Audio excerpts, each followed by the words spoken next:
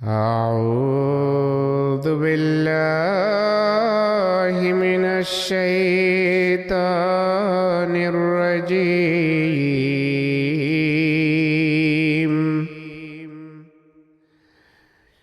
بسم الله الرحمن الرحيم. وقضى ربك ألا تعبدوا إلا إياه وبالوالدين إحسانا. اور تیرے رب نے فیصلہ صادر کر دیا ہے کہ تم اس کے سوا کسی کی عبادت نہ کرو اور والدین سے احسان کا سلوک کرو۔ إما يبلغن عندك الكبر أحدهما أو كلاهما فلا تقل لهما أف ولا تنهرهما وقل لهما قولا کریما. اگر ان دونوں میں سے کوئی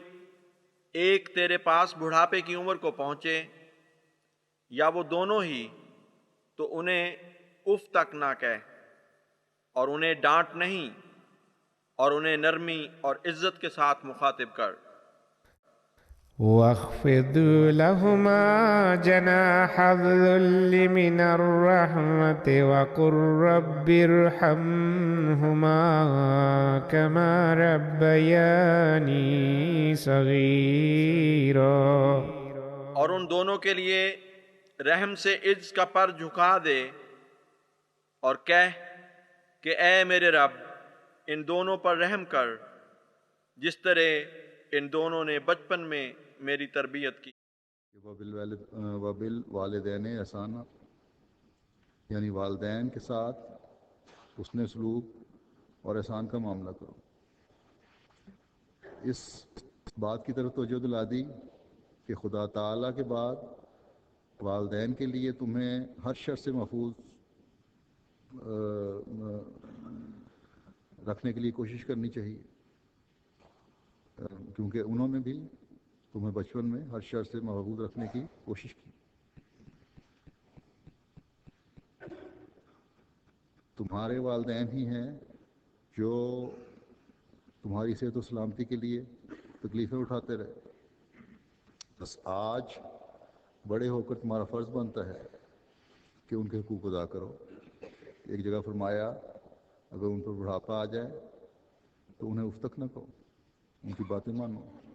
ایک جگہ فرمایا کہ یہ دعا کرو کہ رب ارحمہما کما ربیانی صغیرا۔ بس یہ دعا بھی اس لیے ہے کہ تمہارے جذبات، تمہارے خیالات ان کے لیے رحم کے رہیں، اور پھر یہ دو طرفہ دعائیں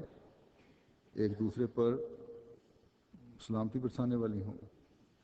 ایک جگہ اللہ تعالیٰ نے والدین سے احسان کا سلوک کرنے کی تلقین فرمائی، اور شکر گزار بندہ بننے کے ذکر کا بیان فرمایا۔ فرماتا ہے وَوَصَّيْنَا الْإِنسَانَ بِوَالِدَيْهِ إِحْسَانًا حَمَلَتْهُ أُمُّهُ كُرْهًا وَوَضَعَتْهُ كُرْهًا وَحَمْلُهُ وَفِصَالُهُ 30 شهرا حتى إذا بلغ أشده وبلغ 40 سنة قال رب أوزعني أن أشكر نعمتك التي أنعمت علي وعلى والدي وأن أعمل صالحا ترضاه وأصلح لي في ذريتي إني تبت إليك وإني من المسلمين۔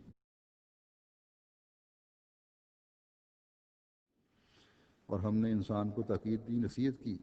کہ اپنے والدین سے احسان کرے۔ اسے اس کی ماں نے تکلیف کے ساتھ اٹھائے رکھا اور تکلیف ہی کے ساتھ اسے جنم دیا، اور اس کے حمل اور دودھ چڑھانے کا زمانہ 30 مہینے ہے، یہاں تک کہ کہ جب وہ اپنی پختگی کی عمر کو پہنچا اور 40 سال کا ہو گیا تو اس نے کہا اے میرے رب مجھے توفیق عطا کر کہ میں تیری اس نعمت کا شکر ادا کر سکوں جو تو نے مجھ پر اور میرے والدین پر کی، اور ایسے نیک اعمال بجا لاؤں جن سے تو راضی ہو، اور میرے لیے میری ذریت کی بھی اصلاح کر دے، یقیناً میں تیری ہی طرف رجوع کرتا ہوں اور بلا شبہ میں فرما برداروں میں سے ہوں۔ یعنی حقیقی فرما بردار میں تبھی بن سکتا ہوں، حقیقی اسلام میرے اندر تبھی داخل ہو سکتا ہے، سلامتی پھیلانے والا میں تبھی کہلا سکتا ہوں جب ان حکموں پر عمل کرتے ہوئے، جس میں سے ایک حکم یہ ہے کہ والدین کے ساتھ احسان کا سلوک کرو، ان کے احسانوں کو یاد کر کے ان سے احسان کا سلوک کرو،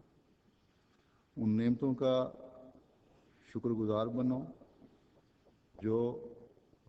یہ دعا کرتا ہے انسان کہ اے اللہ تجھے مجھے ان نعمتوں کا شکر گزار بنا جو مجھ پر اللہ تعالیٰ نے کی ہیں، جو تو نے مجھ پر کی ہیں، میرے والدین پر کی ہیں، کہ ان کی اولاد سلامتی پھیلانے والی اور نیک اعمال کرنے والی ہے، اور پھر آئندہ نسل کی سلامتی اور نیکیوں پر قائم رہنے کی بھی دعا اے خدا میں مانگتا ہوں تجھ سے۔ یہاں والدین کو بھی یہ بات یاد رکھنی چاہیے کہ یہاں ایسے والدین کا ذکر ہے جن کی اولاد نیکیوں میں بڑھنے والی اور نیک اعمال کرنے والی ہے، بس والدین کو اللہ تعالیٰ کا فضل مانگتے ہوئے اس کے لیے اس کے حضور جھکتے ہوئے اولاد کی ایسی تربیت کرنی چاہیے جو سلامتیاں بکھیرنے والی ہو، جو فرما بردار ہو۔